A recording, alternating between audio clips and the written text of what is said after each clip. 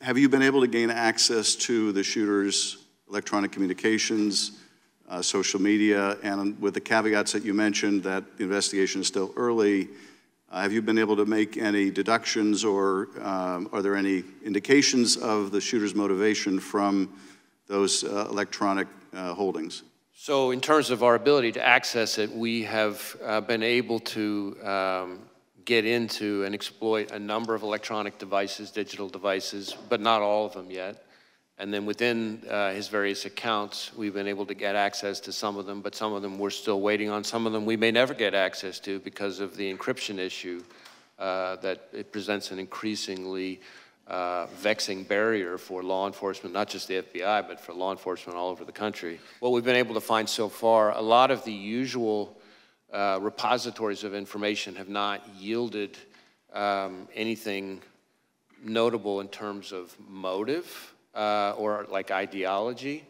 Having said that, it does appear fairly clear that he was interested in public figures, kind of more broadly, and I think this is important, that starting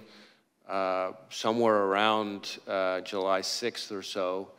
he became very focused on former President Trump and this rally. And so one of the things that I can share here today that has not been shared yet is that we've just in the last couple of days found that from our review, to your point about devices, analysis of a laptop that the investigation ties to the shooter reveals that on July 6th, he did a Google search for, quote, how far away was Oswald from Kennedy? And so that's a search that obviously is significant in terms of his state of mind. That